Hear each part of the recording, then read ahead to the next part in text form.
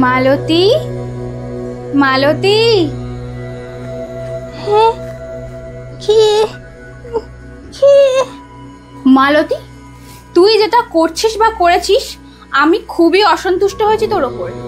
আমার পুজোর জন্য তুই সবার কাছ থেকে চাঁদা তুলবি, এটা স্বাভাবিক, কিন্তু লোকের পকেট থেকে টাকা বের করে নেওয়া এটা খুব অন্যায়। আর আমি ভালো করে জানি ওই টাকাগুলো নিয়ে তুই অর্ধেকটা নিজের পকেট ভরাবি। এই রকম যদি চলতে থাকে আমি কিন্তু তোকে শাস্তি দেবো মালতী।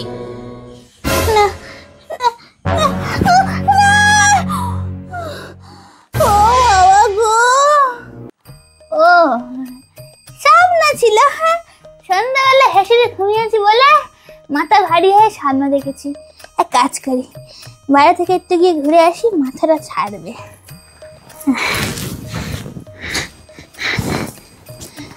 মা গো, বাড়ি গিয়ে ভালো করে স্নান টান করতে হবে। মা সত্যি সত্যি আসছে, গিয়ে সোজা পায়ে পড়ে যাবো।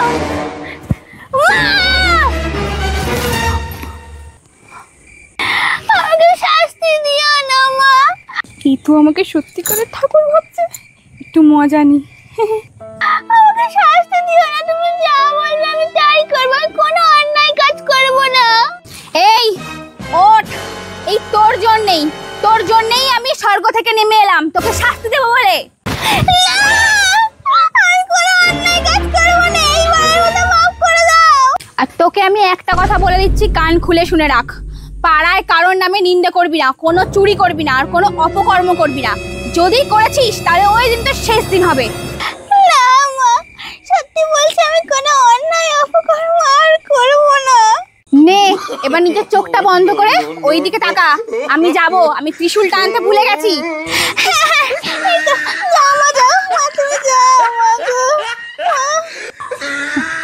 ঠিক হয়েছে, যেরকম মানুষ তার একদম ঠিক হয়েছে, ভালো জব্দ হয়েছে আজকে। চিনতে পারিনি আমাকে, এদিকে তাকানোর আগে টুক করে কেটে পড়ে।